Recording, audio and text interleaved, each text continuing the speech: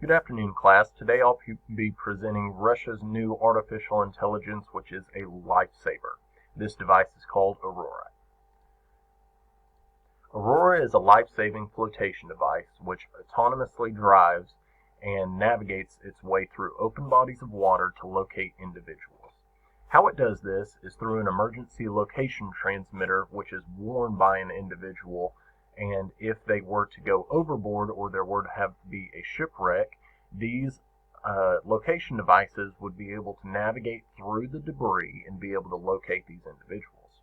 How it does this is using neuro, sonar, and artificial intelligence to be able to identify when it's approaching debris and maneuver around, and then when it is upon an individual in the water, it will recognize them and be able to be a life raft. And once the individual climbs aboard, it will then autonomously air up into its life raft form. It's currently being used by the Russian Ministry of Emergency Situations as well as the Russian military. So how do we get these devices to the crash location?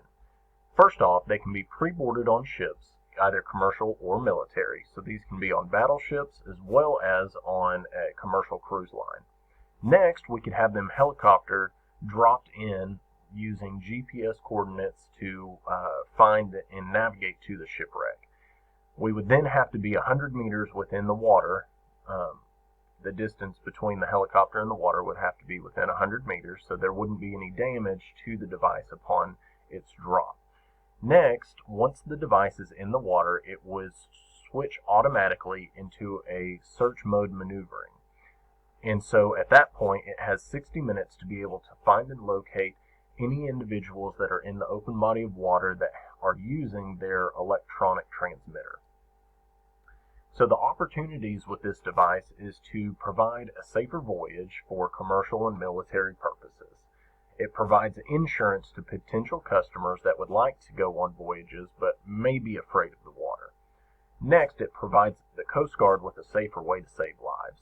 If the Coast Guard isn't having to sacrifice individuals being helicoptered or propelled down to the water, and they can use these devices, it provides them more time to be able to help and save more individuals in these life-threatening situations.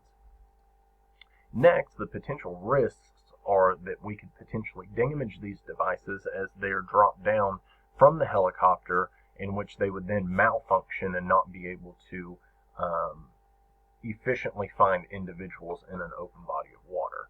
The next big risk could be incorrect detection. So if a device incorrectly identifies a debris in the water as an individual, it would then wait until that debris, it would sit there in the same spot, wait until that debris is on board, which it would never be, and it would then try to create its life raft and implode at that point.